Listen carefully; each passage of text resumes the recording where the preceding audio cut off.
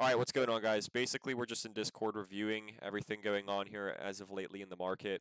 I want to talk about basically SPY and QQQ analysis, and there has been a very clean structure here to obviously trade with. That being because of the April 9th candle, because of the April 7th candle. It seems like people aren't grasping exactly what I say behind, the bottom end of the chart. We're looking at effort versus result, and we're looking at volume. Volume being the amounts of money and the amount of intention behind a move. So whenever you're seeing the lows not making any progression from sellers, and we're not displacing lower beneath those lows, and then we start seeing inside bars off of those lows of lower volume on gap rejections, and then we see subsequent squeeze through candles that are of very high volume and a very healthy spread of plus 10.5% for the day on the S&P, then we obviously know something's going on at these particular lows, right? We have a very large amount of volume, like I said, and this is also coming off of a 1, 2, and a 3 days back to back to back of capitulation, and then a fourth day of an attempt on a lower high. Very, very, very large extensions away, I should say, from the mean. If you guys use Bollinger Bands, if you guys use MAs or EMAs, you could obviously see the extensions through those indicators, or as well as a breadth indicator, if you guys want to look into any of those things as confluence. Me personally, all I really need is price action, and these are things that I've been seeing from a mile away for a very long amount of time. So what happened is, you undercut these previous support lows, these previous higher lows. You push into 2021 or 2022 SR flips, and then you get this absurd amount of volume coming off of the lows, followed by obviously a lower volume rejection point off of that gap. So what happens is that first initial part of that gap being tested is a fresh amount of supply, because there's obviously a large amount of volume being unloaded from here. There's a very large imbalance within price action, because institutions, what they like to do is trade on the ask, and they like to put asks passively into areas where they are where there's an imbalance in the chart, right? Because in the overnight session, there's not enough liquidity for everything to be filled. So they'll start placing those orders within those areas, which creates a path of least resistance. Say you have a seller right here on the bottom of the gap.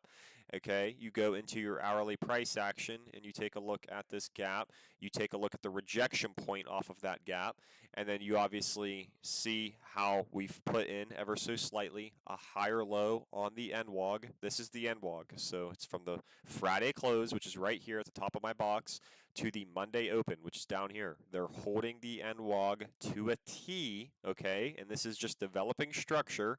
You have this crazy amount of volume at the low at 480, and then you have the subsequent gap up. It tests fresh supply off of the gap that has not been tested yet, which is a very heavy volume gap still. It's not anything even close to the lows, okay? And then you reject, you subsequently retrace a little bit lower. Volume starts ramping up, as we see, with an uptick into the bottom of the new week opening gap, in which we're actually recovering off of. So we can see this now as buyers protecting progress, and that's exactly what happened into the April 9th squeeze. If you guys go anywhere within a chart when you're looking at capitulation, let's go over to August 5th. We'll talk about the capitulation over here on August 5th. Okay, right, we had 3 gap downs in a row, and then we had the bear gap, which is right here. The bear gap is very large on this case scenario. Start from down here, and it obviously was, all the way up to here. It's from 533 all the way down into 511. Okay, what they did was there was a ton of volume at the lows on August 5th. And I compared this, I made the same exact comparison on Twitter and to you guys in the Discord everywhere. So if you're not understanding this, I don't know what to tell you. We'll go to the daily chart and we'll take a look at this first. This is August 5th, 3 gap downs, very large volume from the low. We know there's intention behind something going on down here. This is also a vol event where volatility is exploding. Everyone is hedging, everyone is scared. That's whenever big money is accumulating. And a hedged pot rarely boils. That's a quote from Chum Karsan. That's always, something that sticks with me because whenever you have a lot of fear in the market, whenever you have a lot of volatility products really expanding and you have vol super high and you have a lot of the positioning actually turning bearish as you bleed lower, meaning that you're bleeding lower, vol's expanding, and you're getting a lot of put positioning entering into the market under higher volatility, that leads to a Vanna charm effect that is very, very, very important because it's all premium just decaying at the bottom of this range, which leads to a really nice, easy counter trend squeeze, which is what was happening. In this case scenario, what we had was 3 gap downs, the rejection off of the gap rejection, okay? So the gap rejection is basically within this action right here. This is your gap rejection point right here, okay? And then what happens subsequently to that is you have to think, a lot of people are anticipating a lower high, so they go short at the bottom of the candle, maybe the midpoint of the candle or the top of the candle, and then the next following day is the candle that soaks this candle, soaks the supply off of that candle. So now whenever you're reclaiming above that candle, this candle right here is where a lot of people were anticipating a lower high, going short, whatever, and you start claiming the gaps and you start claiming areas of progress made from buyers, shorts are now underwater because they were anticipating things over here that didn't happen. Crazy gatekeep, I know, yeah, absurd. And then it led to a counter trend squeeze to the upside that was very, very, very easy and effortless looking almost, okay? So I wanted to explain this in very, very close detail because a lot of people really like the short over here. And then a lot of people really like the short subsequently to the next following 6 inside bars within our squeeze candle. What is a law of supply and demand that we always have known about? And this is just beyond me that a lot of people didn't catch this long or didn't catch anything on the long. If you caught nothing on the long, you're too scared. You're too scared right now. Too scared.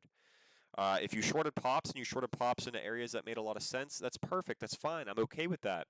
But the long side trade down here, when we're simply looking at a candle that looks like this, we're looking at 1, 2, 3, 4, 5, 6, 7. Wait, 1, 2, 3, 4, 5, 6, 7.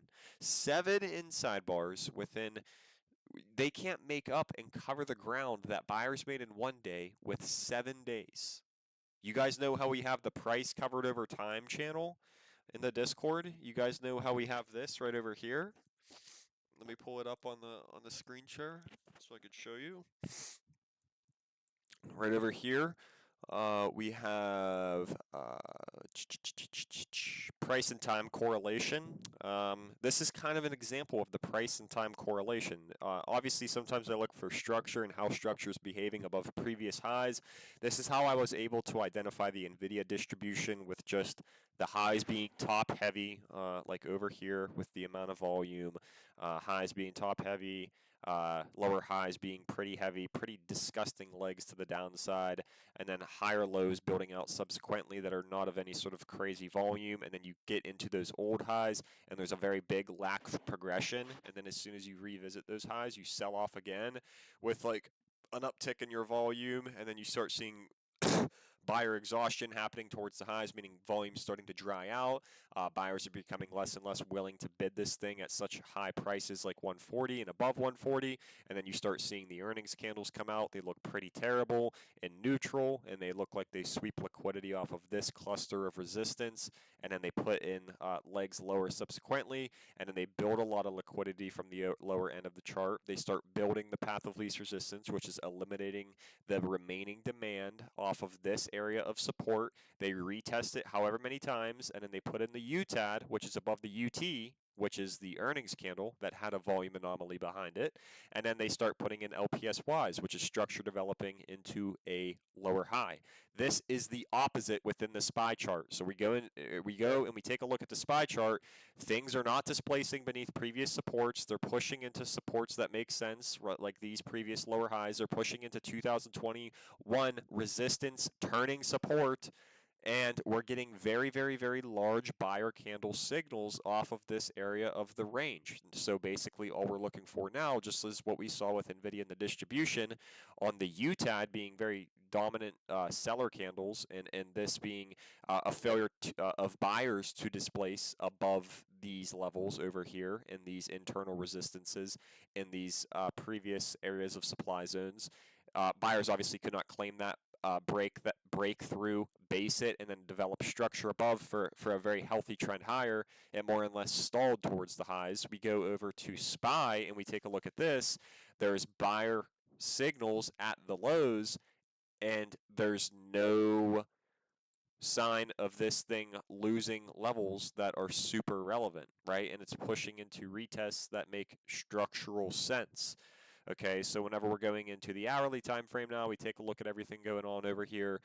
We take a look at all of the structure happening and playing out here on the hourly chart. Obviously, we have some gaps to fill to the upside that we're still remaining unfilled, this one being the most notable gap, right? So we already have our target for the trade on the long side being a very high risk to reward as long as you're buying time and you're buying that insurance position to back up the smaller expirations that could see fluctuations in your P&L a little bit too like it could get too stressful on like the May 16th expiration. I mean, I knew those contracts were hitting $1,500 to $2,000 from when we were buying those at like $300, but it's not about that. It's about just milking out as much as what you can. It doesn't have to be the whole entire way.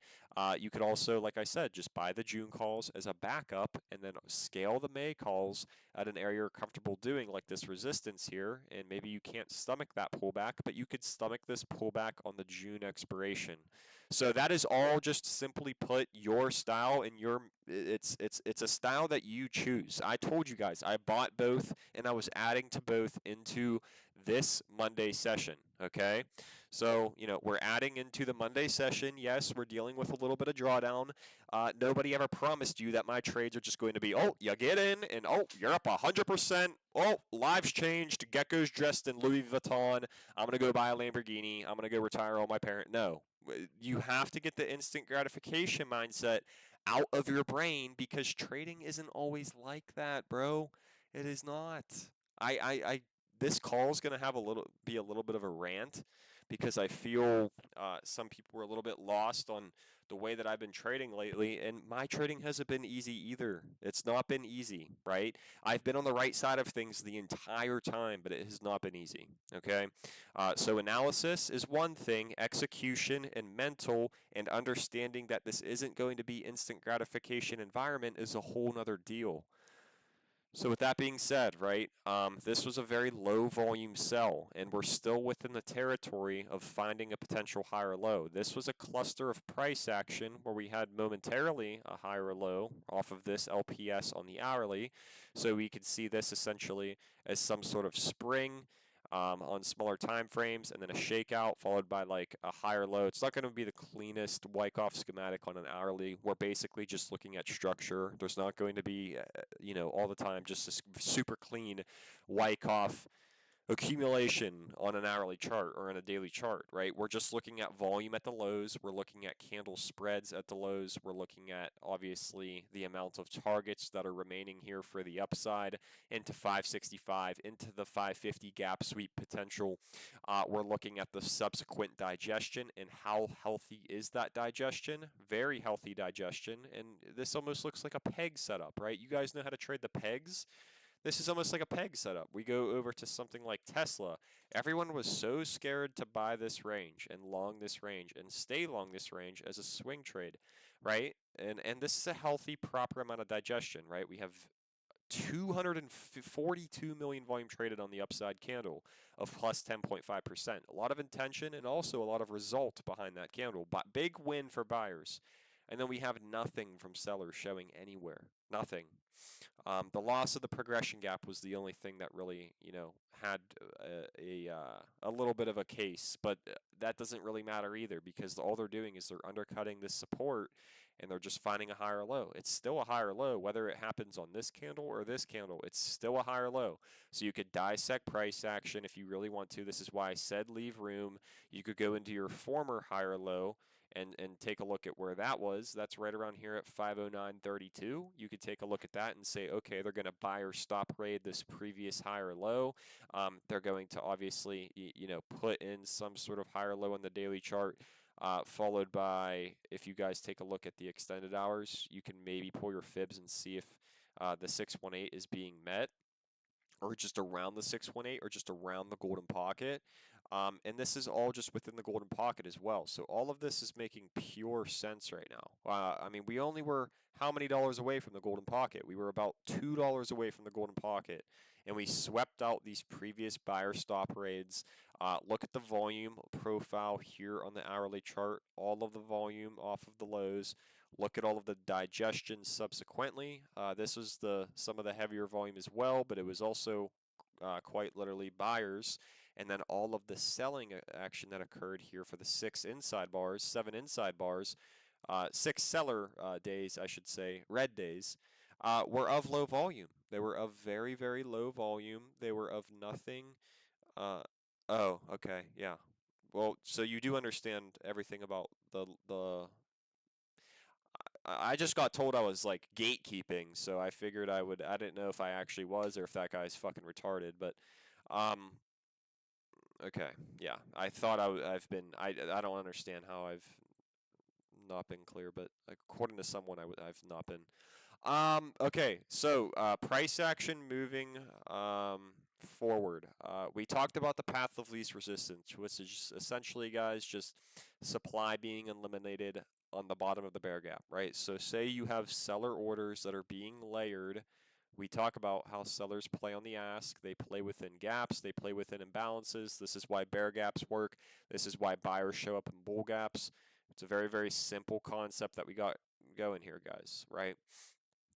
So they claimed the top of the progression gap. We reclaimed the bottom of the progression gap. This is a progression gap that we could see right here, guys. So it's basically just buyers holding this and defending this now as a newly found support, right? And they undercut that. They buyers stop rated everyone here Monday, April 21st. They reclaimed it, and then that's what led to a squeeze out. And as we could see from the upper end of the chart on these weekly highs, there was not a lot of volume. I mean, we only have 68 million volume traded here, so there was a lack of buyer participants, and there was also a lack of seller participants. But what is more impressive, a lack of buyer participants up here at a higher price, or a lack of seller participants up here at a higher price? What side is playing it better? It's a very, very simple answer. If there's a lack of seller participants up here, and then we revisit that and there's still a lack of seller participants, and we're holding the progression gap now, and there was no volume up here at all, and there's also relative equal highs sitting right at the start of this bear gap, which is a big imbalance in the chart, then who do you think is going to win in this general cluster of price action? Who do you think? Do you think we're going to pull back first, or do you think we're going to absorb the last little itty bitty amount of supply that wasn't even barely there before and likely not there anymore, right?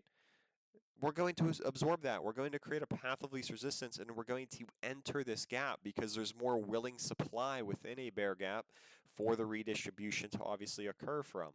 So, if you're looking at a long side trade and you're looking at June calls and you're looking at, oh, where's our next dip going to be? Well, first of all, you have to take a look at the bear gap. You have to take a look at the price action. You have to take a look at what's going on in terms of volume and what's going on in terms of, your higher highs and your 15-minute structure to see if it looks strong or not. And I don't think we really had the signs of this being necessarily super strong leading into the close of the week, right? What we had a breach of the bear gap, and that was obviously a sell throughout pre-market, and that initially was created and established right here off of the 550 psych. And then what we had subsequently to that was we had a gap rejection. We had a little bit of a fake out right off of the open. The volume really dried out here on the volume profile from like 10:30 all the way through like 11:30. On where it's pressing up, this is also a very key thing to note. This is very dry volume that's pressing up against a resistance. That shows you the path of least resistance actively happening, meaning that there is not an amount of sellers to be able to outweigh the buyer control because there's no supply left off of a flat top resistance that looks like this. Do you guys understand the path of least resistance? Does anyone have any questions? I have to be very clear, and I feel like I have to be talking. I don't know if I'm not saying it's any of you guys in the call, but for anyone watching the recording, if you guys think I'm gatekeeping something, like I said, do you have any questions? Anyone have questions about the path of least resistance? Anyone have questions about why we're breaching into the bear gap?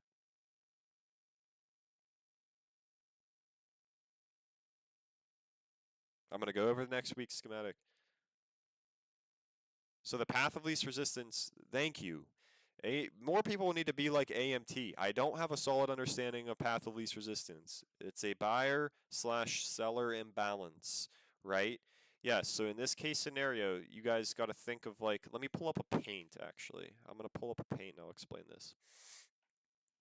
Alrighty, so path of least resistance would be like, okay, we had very, very heavy legs. We had a big gap down. We had three or four gap downs in a row, and then we had a very large spike with a ton of volume, and then we put in like a higher low, and then we rejected within this gap. We pulled our ways lower, and then we had that nasty squeeze that filled almost all the gaps except like one of the gaps all the way up here, right? And then we built out, obviously, a resistance point off of that. If we go back over to the chart, this is where I'm drawing. Right now what I'm drawing is this candle right here. Okay, so this is your resistance right here, and then that's your second point of resistance being tested right off the gap itself. Right? And then this is your third. Okay, and then this is your fourth right over here. Okay, so that's four tests of a general range beneath a gap. Okay, so what it would be like, what it would just be like, you have very heavy buying on this leg higher, and then you have a lot of really nice digestion that is holding the progression of this leg, the April 9th candle, this one right here. Okay, and then you're building out a lot of proper digestion that's defending this high volume leg that is showing us a lot of intention.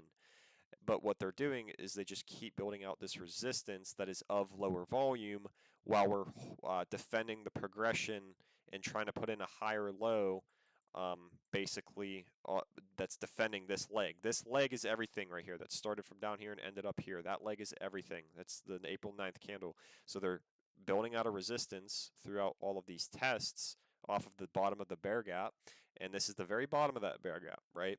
And then what we get is we get really dry volume, and then we're getting failure from buyers to obviously breach into that gap.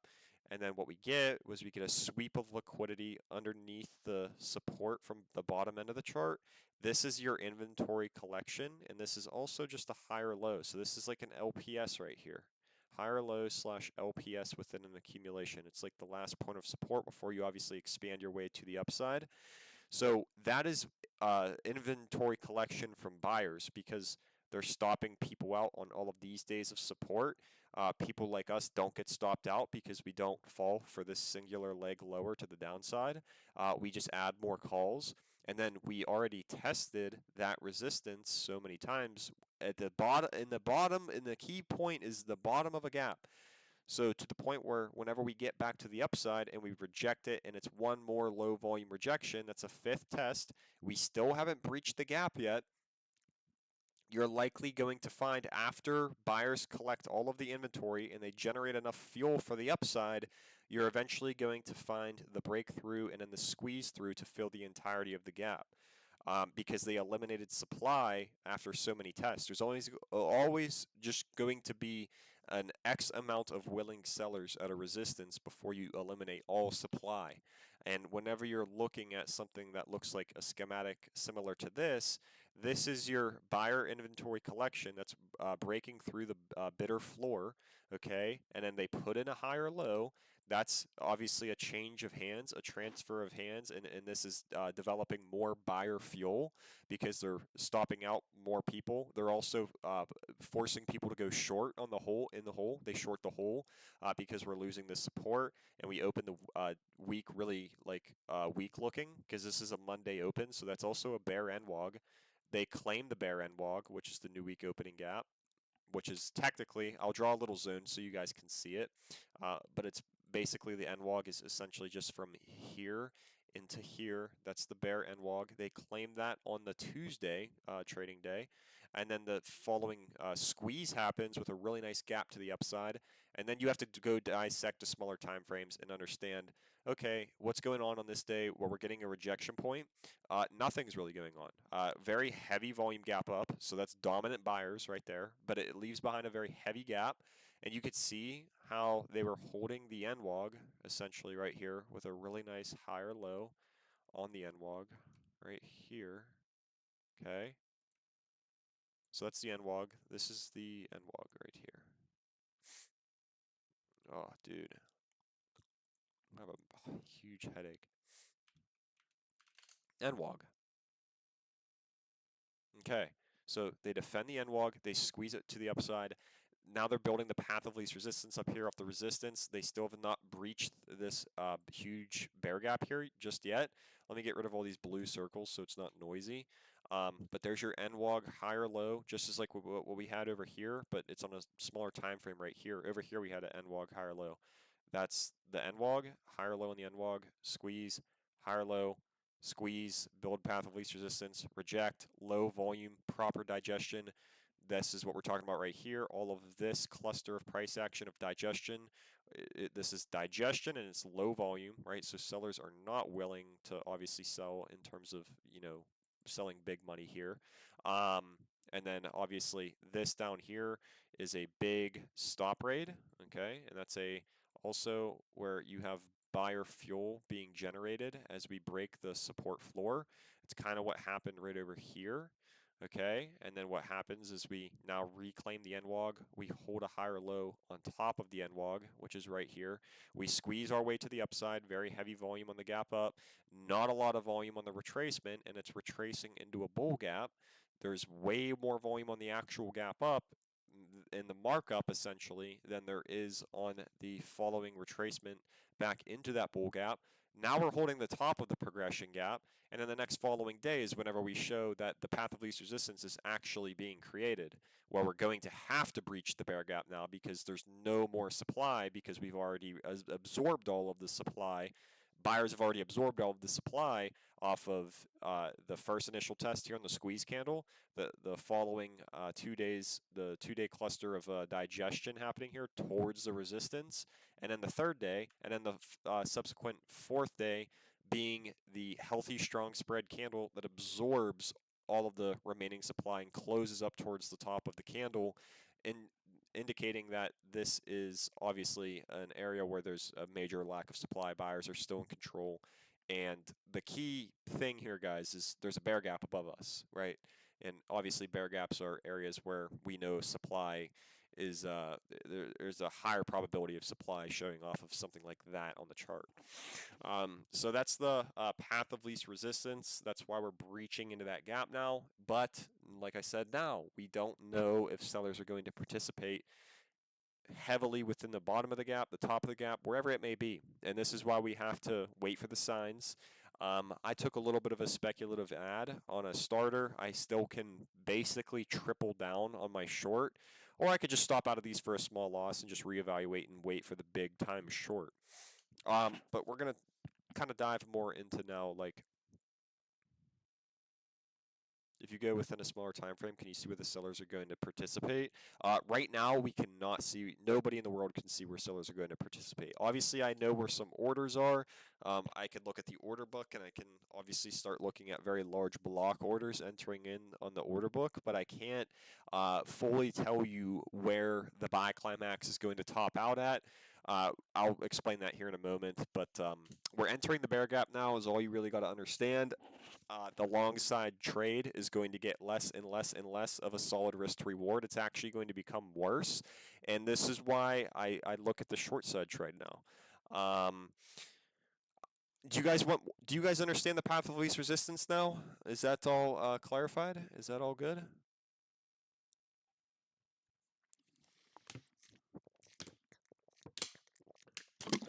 Let me give you a quick, very, very quick. I won't yap about this for very long. Do you guys remember whenever I caught Tesla for a monster win last year? I don't know if you guys have even been following me that long. Okay, Tesla, very large volume coming off of the lows. Back-to-back bull gaps, very large volume. What's going to happen here? Oh, we're going to find a lower high and bleed lower. No, we're not. No.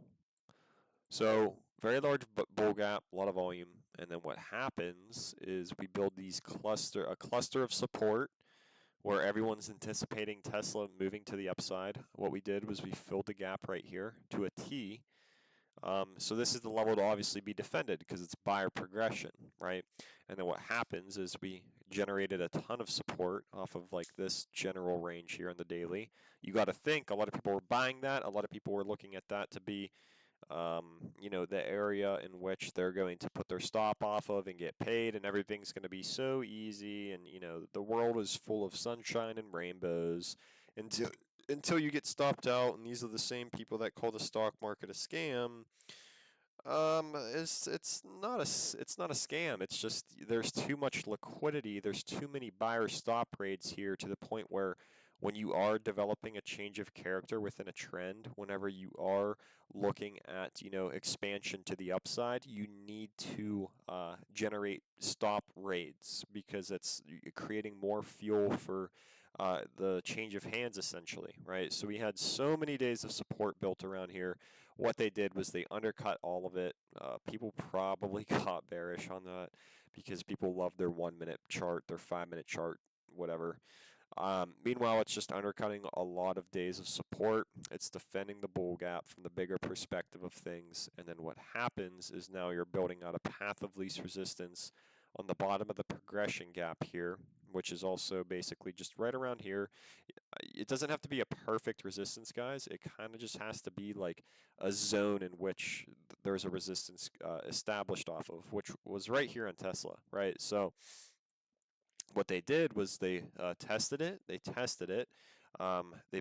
They try to put in lower highs, and then they tested it again.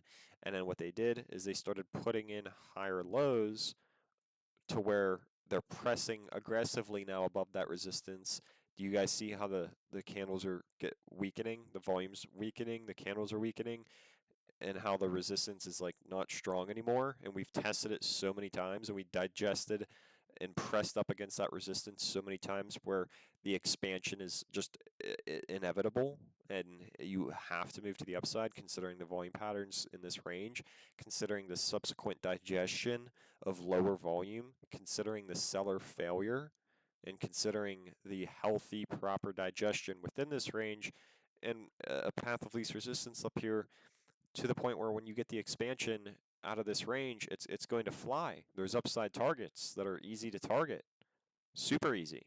Like all the way up here, we have a resistance, and we don't have any super notable bear gap that's of like large volume or crazy amounts of whatever. We don't have any of that. We don't have any huge bear. The only one that was notable to me was right over here, which is almost fully filled anyway. So that's not even a super crazy target, right? So you can think of targeting higher than that.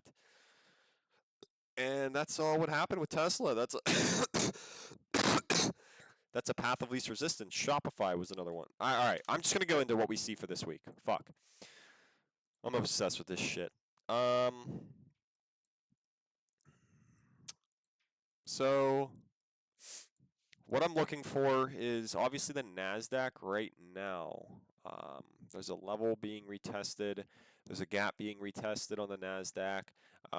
We can take a look at pulling fibs from swing high, swing low. We're just now entering equilibrium. Okay, if we go over to SPY and we pull fibs swing high all the way up here, swing low down here. We're slightly above equilibrium. So my plan for the short this week, guys, I can maybe take a long, but I would rather look for a gap sweep and then a breach into some of these internal based gaps. So let me delete the progression gap. Let me delete all of this stuff. We're just going to take a look at all of the internal price action, the gaps that are left behind everywhere. Very simple stuff. I'm going to break it down very easily here. They're bidding 527 in the dark pool, and they're also bidding down here with several signature prints off of 514. And this is a gap that is right here. I'm going to mark out all of the gaps. I'm going to mark out the May 5th window. I'm going to mark out the window of weakness that we're currently in, which ends May 5th. And we're also going to understand that this is still a path of least resistance. So whenever you're breaking through and you're piercing a resistance, you could just back test this. You could just find a higher low and then go fill the entire gap. And I understand that. This is why I don't have any sort of very large risk on the table here just yet. I use tradie ticks. So everything going on around here, guys, is just I think we're in a path of least resistance right now, but I think sellers are still a little bit inactive because there's been no effort anywhere from sellers in here. Smart money never wants to participate and sell the bottom of the trend. That's just it. It doesn't work like that, bro. It doesn't work like that. Okay. So whenever you're looking at something like this and you see bull gaps that are obviously left behind, and you see those bull gaps being of 2 in a row, and then you're obviously getting the pierce through resistance. What I would be looking for is a breach of the gap, the higher highs to exhaust, some sort of buy climax, and then what happens is they retest the bottom of the gap. Say it just looks something like this, where like the higher highs are getting a little bit heavier and the volume's weakening, or you're getting a large seller starting to participate, and then you see a crack in structure, and then you see a loss of the gap, and you see a breach in a breakthrough and a failure to hold this previous resistance. You look for those lower highs, you short those lower highs, and then you start targeting into these gaps before May 5th. May 5th is whenever Vanacharm returned to the market. This is whenever you're in a window, if we are on a dip of more probable upside, okay? So with all of that being said, there is going to be, obviously, an opportunity potentially here. If this gap fails, this is all subjective until we understand what goes on within the gap. We don't have a lot of information right now. What we have, the only information we have is a path of least resistance being set up on absorption of all of this resistance beneath a bear gap. Okay, so right now we're in an active sequence of a breakout. How strong is that breakout going to be? Are we going to fail the breakout and then do something like this? Are we going to fill the entirety of the gap and then put in a buy climax? I don't know. And that's why we have to wait for the signs. We have to wait for the Monday open. We have to wait and see what data sets are aligning with what. We have to wait and see everything tying in with what else am I looking for? The equity market. We could take a look and break down everything in terms of the equity market. We could take a look at the Mag 7. We could take a look at things like Nvidia filling these bear gaps. We could take a look at, these resistances and how price is going to behave over these resistances above the squeeze candles on April 9th. We could take a look at Microsoft and how this is going to behave as we're, back testing a very, very important area on the weekly chart here. And a lot of these can still technically have a little bit of room to the upside, right? So I don't want to, get you guys too biased in terms of looking for the short side, because there is room on some of these names that we still have here for the upside. Obviously, long side vehicles for me, in my personal opinion, are probably going to still be Google. I think Google has a very fantastic look, and maybe I don't take the short, and then I just see proper amounts of digestion, and then I go with the stronger stocks within the Mag 7, and I take those for a long side trade. You guys got to remember, this is not my normal trading style. You're not actually watching normal Joe Stonks. You're watching a very passive Joe that typically does not trade like this, but I'm trading for my own personal good. I'm trading in very high quality setups with a lot of conviction, and I'm getting the job done, and then I'm waiting for the next opportunity. That's all I've been doing for the last 2 weeks since April 7th. And if you have a problem like that, I mean, like I said, if you think I'm gatekeeping or whoever said that in here, I know you're probably going to watch this recording. You could leave. Yeah, I don't care. I would be more than glad for you to leave. Um, so yeah, that's all I really am doing right now is I'm swinging the high conviction ideas that I have for my own personal good. I mean, like I said, I have been taking a few intraday trades here and there, but I don't feel I have the reason to be doing so right now. I know how to intraday trade. I know how to do multiple styles of trading. It's just this is not the environment to be in where you're putting on trade after trade after trade after trade. And if someone says, "Oh, I took 15 trades this week and won all 15," I guarantee you they're lying. So yeah, I've been very passive aggressive with my approach. When I see the signs on something that needs to be taken, I take it, and I take it with a lot of money.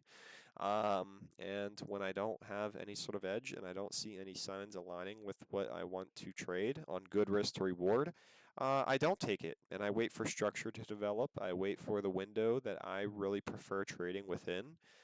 May is also a terrible month. You guys got to remember, sell in May, go away is a real thing. It is a month of lower volume and typically lower volatility. Um, as of right now, there's been really nice opportunity leading into May, but we're not in May yet. Okay, so bottom line is that we're at the end of April, guys. This can become a little bit worse of price action, and maybe the short to the downside for me is just going to be a very small move, and it's not even going to be anything of super great risk to reward. So yeah, I'm only going to be focusing SPY. We'll take a look at the economic calendar here real quick, and then we'll wrap things up with that. Because obviously the NWOG matters. Obviously everything in terms of like data matters. We have non-farm payrolls on Friday. If we get a bull gap, I think we're going to redistribute. If we gap up here into the new week open, we're going to redistribute into that bull NWOG, okay? And it could extend us all the way up into the 480s on the S&P or on the Nasdaq. If we go over to the S&P, this can extend us all the way up into 565, and target can be met. And then I can look for the short from 565 all the way back down into like 550 or potentially into the 530s, which makes the trade even better. It's just going to take a little bit longer, and it's going to result in less quantity of trades. So yeah, I'm just saying, don't miss this next opportunity. I think I'm going to nail this next opportunity, and I have to wait for the signs. I'm not anywhere near full-sized yet. If I win, that kind of sucks, and I honestly I hope my puts open red. I only have 1,500 bucks. I have two contracts of the May 16th 535 puts. Um, I'm down like 5%, something like that, like 7%, something small at the close. And then if we get a failure on the gap right off of the open, I'll probably take a stab with a very high tight risk off of like 548 to like 550. Okay? So none of this is going to be anything that's like too confusing. It's just we have to wait for the information to come through on whether the buy climax is going to happen all the way into 565, whether or not we get a bull NWOG or we get a bear NWOG. Um, and if we get a bull NWOG, I'm looking for redistribution into the bottom of it, right? So we gap up this far, all the way up into here, which I don't know how probable that is, but if we do gap up, let's just say it's 2.3%, whatever, okay? And then we have that whole NWOG to deal with. We fill the gap, okay? Maybe we overshoot it, and then we start looking like there's a big seller coming in, and then we would likely redistribute, fill that NWOG minimum, and then we have to reevaluate, are they going to hold this as progression into May 5th? This could be where we land on May 5th. We don't know. Or are we going to redistribute all the way back down, and then we are here by May 5th? And then that would be a really nice one more long side trade, especially if it still left us with this gap target to the upside and we didn't fill 565. Right, so it all comes down to like, do we fill the gaps? Do we not? Do we get a bull NWOG and then we redistribute off of a bull NWOG? We fill the bull NWOG and then we fill this level. We redistribute down here into May 5th at in the 530s to 520s, and then we get one more long opportunity to go revisit 565, or maybe we gap down immediately, right? And then we get a back test. and then that back test results in, a redistribution on a failure of this level just right into here, and then May 5th we can look for a home run trade into 565, or at least somewhere within this gap, a revisit into the remaining areas of the gap that have been untested. I don't know. We don't know. We don't have enough information. That's just simply how it is. Sometimes the market's like that. You don't have enough information yet, and that's exactly what we're looking at right now. So a lot of strong tech here into the close. Not anything super impressive in terms of this leg to the upside. Obviously, the weekly chart looks to be something that isn't necessarily bearish. I do think that could change very, very quick, just because we're in a spot where things can really shit can hit the fan easily and instantly. But we have to wait for the signs, because the signs always show before like a headline. They always show before something. Okay. So with that being said, I'm going to get going. My focus is basically just SPY and QQQ. I'll review banks here real quick, and I'll review like vol. I'll review SQQQ. SQQQ essentially was just a really nice confluence of a lower high on the bottom of the progression gap, and then obviously a bleed into the support and a close on the weekly beneath this support. I don't really care about this support right now. Technically, this could reclaim that support, and then I could use that as a pivot and a launch pad for a move to the upside once again. Once we claim that move to the upside, we can obviously go look for something a little bit higher on something like SQQQ and like fill this bear gap or something. We could use that as a gauge. XLF banks, they're the illiquid sector. They're the sector that could potentially be showing off signs a little bit closer to the distribution than what other sectors do. Maybe this one breaches the gap, and then it starts looking like absolute shit within this bear gap, and then we get some sort of LPSY, and this thing moves back down to 47 from all the way up at 49, right? There's so many different ways in which we could look at this, but we don't have the new week price action to tell us what's actually going to happen. So we have to wait and see. We have to evaluate everything going into the new week. We have to see if we gap up, gap down. Where are we going to open at? What happens off of the open? Do we fail that level? Do we claim that level? Do we breach further into the gap? Yeah, if we get a gap up, it could be even a better opportunity. That's why I don't really care what happens, right? So yeah, with all of that being said, I'm gonna get going, guys. We could host another call tomorrow. I feel like shit right now, and I can't really talk. But yeah, if you guys have any questions, please feel free to DM me. I kind of covered a few concepts within Wyckoff. Um, and yeah, yeah. You guys all have a good weekend. And like I said, if you have a question, Joe the Gatekeeper will be glad to answer your DM. Have a good one, buddy.